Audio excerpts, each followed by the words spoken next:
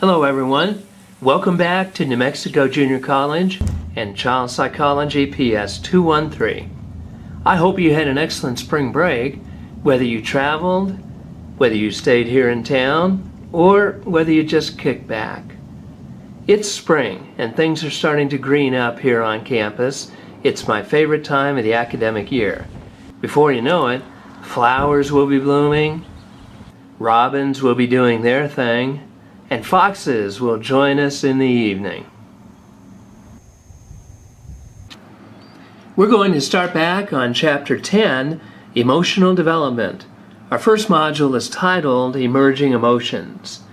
Now I want you to study the learning objectives on page 295 in our book and think about these questions analytically as you read the first major section. You should have these questions in the back of your mind, and it'll help you get more out of your reading.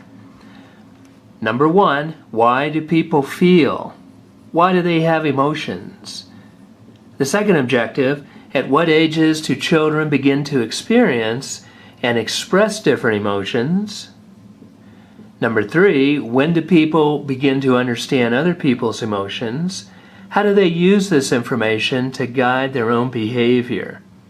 And 4, when do children show evidence of regulating emotion, and why is this an important skill?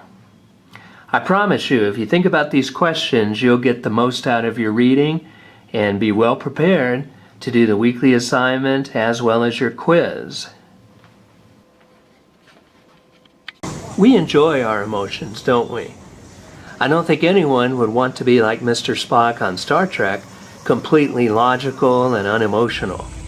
It's no accident that we have emotions. They're useful because they help us adapt to the environment. For example, when you're fearful, it makes you more attentive to your surroundings. When you're happy and smiling, it strengthens relationships with others.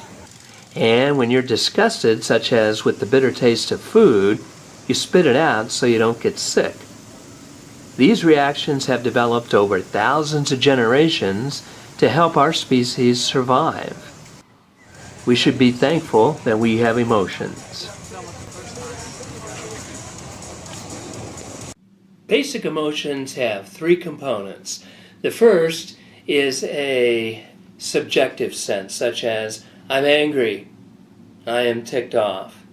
The second component is physiological. Heart rate goes up, blood pressure may follow. And the third is what we call overt behavioral. A scowl on the face, or maybe you find yourself clenching your arm or making up fists. Babies can't tell us how they feel, but it's a sure bet that they do feel. How do we know this? Well, babies, on average at age 5 or 6 months, all over the world, begin to smile and scowl. They smile when mommy comes to pick them up, and scowl if they sense that mommy is somewhat agitated, upset, or tired, or handles them really roughly. Joy, anger, and fear are said to be the basic emotions because these all seem to come on board on average around 9 months, and certainly by the end of the first year, 12 months. Fear is especially interesting to us for the protective functions it serves in the way of stranger anxiety, and when the baby starts to crawl in the second half of the first year, it keeps them nearby. Complex emotions emerge at about age 18 months, and these are built on competence and mastery. The little one has to have a sense of himself or herself. These are feelings of pride or failure. There are also cultural differences, not so much in how the emotion is expressed, because that's universal, but when and where and what situations it's appropriate. For example, pride. An American child will exhibit pride when they've been successful in achieving a task or a goal. A child in an Asian culture is not so quick to do that. The cultural prescriptions there are to be reserved, and that would be embarrassing. That might even be shameful to gloat over an individual achievement. But what's interesting, A team approach, the same child could express great joy and exuberance if they're part of a team or a group that succeeded, but not individually. Child psychologists believe that infants begin to recognize emotions in other people by about age 6 months. And there are several lines of evidence to support this. But perhaps the most interesting is what we call social referencing. And this is when an infant looks at mother, or the primary caregiver, for cues on how to interpret an unfamiliar or ambiguous social situation. There are several examples in the reading about this, so please check that out thoroughly. Our second module is called Temperament, and there are 4 learning objectives. These include numeral 1, what are the different features of temperament? New line, numeral 2 period, spacebar. How do heredity and environment influence temperament? New line, numeral 3 period, spacebar. How stable is a child's temperament across development? New line, numeral 4 period, spacebar. What are the consequences of different temperaments? When we talk about babies and infants, we don't use the term personality just yet. Instead, we talk about temperament. And temperament is a basic behavioral style and energy style and orientation toward people. And because temperaments are the same the world over, we strongly suspect there's a biological or a genetic predisposition to this.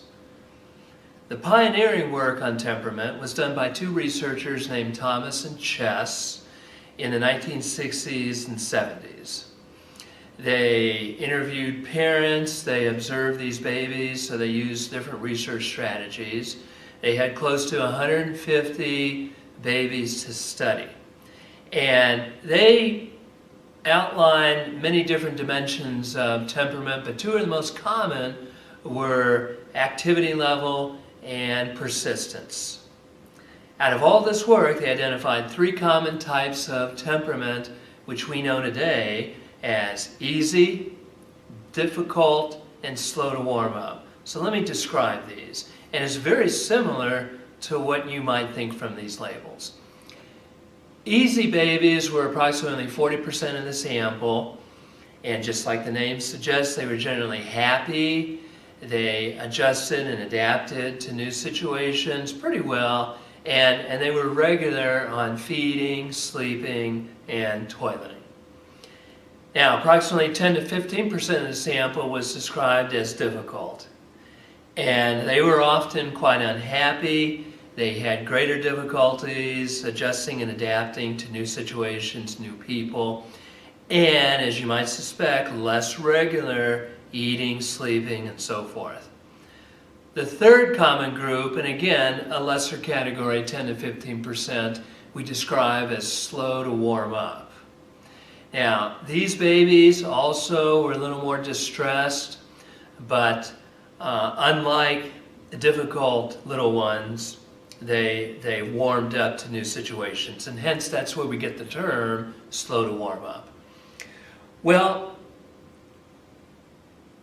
Thomas and Chess did the original research over 50 years ago, but a lot has happened since then, and we've gone off into a new direction. So please read that under Spotlight on Theories in your text to see what this research looks like now.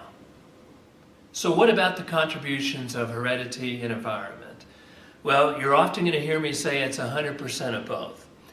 But let's look at heredity first. We understand a lot about this through twin studies.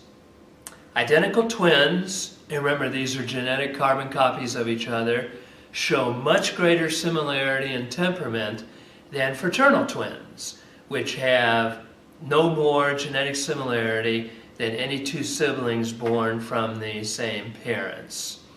So that research is very significant. But remember, Environment contributes heavily to this too, particularly in parenting styles. So please read up on that section and get familiar with that as well too. Our third module is called attachment. And we have two specific learning objectives here. One, how does an attachment relationship develop between an infant and the primary caregiver? And two, what different types of attachment relationships are there? What are the consequences of different types of relationships?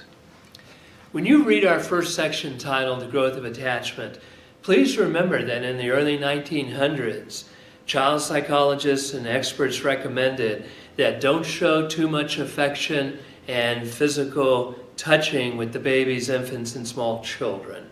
That would spoil them. It would leave them ill-prepared for a cruel, brutal world out there. And this is in the context of World War I and World War II. You don't want to spoil them. The boys in particular, maybe shake their hand, give them a little pat on the head before bedtime. But to do any more physical affection would spoil them and maybe even make them effeminate. Well, after World War II, after the Holocaust, we had a lot of nurseries and orphanages run by the United States and Allies in Europe. And using this philosophy, these children got the best chow in the world, they got the best medical attention, but an unusual percentage of them grew up to be maladjusted and to have great difficulty in relationships. Harry Harlow from the University of Wisconsin believed that the social and emotional bonding was very necessary. There had to be contact comfort. He raised monkeys in total isolation. I know you've studied this in your Introduction to Psychology course, and if you had me, we spent a lot of time going over this. He raised them in total isolation. They were terribly maladjusted. They would curl up in the fetal positions, bite on themselves, pee on themselves, defecate, run off into the corner. When there were other monkeys around, they avoided them and just wanted to be by themselves. So now we believe a close social emotional bonding is the key to successful relationships later in life. Mary Ainsworth pioneered the study of quality of attachment. She developed a research approach called the strange situation, and it was just that. Mother would bring her infant or toddler into the playroom with lots of colorful toys. Another lady, about Mother's age, would enter after a few minutes and begin to play with the child under Mother's approval and supervision. But this was all part of the setup and planned in advance. Mother knew exactly what would happen. Then, Mother would unexpectedly leave without saying a word.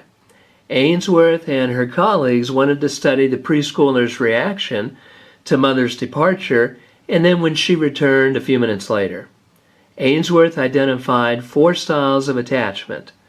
The first one is known as secure. The little one would typically cry upon Mother's departure, but quickly calm down and continue playing with her new friend. When Mother returned, she would frequently want to be picked up and held, but was quickly soothed and wanted to continue play with the other lady. It is as if the message was, I missed you, I'm glad you're back, I'm okay, and I'm going to continue playing. This was most common in about 65% of the situations. The second style she called avoidant. Here the child was not visibly upset when Mother left, and may actually have ignored her upon the reunion. There seemed to be no more attachment to Mother than to a stranger. It is as if the message here is, I've always had to take care of myself and I don't depend on you. This occurred with about a 20% frequency. A third style was resistant. The young child experiences upset upon Mother leaving and remains upset and is quite angry upon the reunion, demanding to be picked up and held, but frequently flailing about and hitting Mother.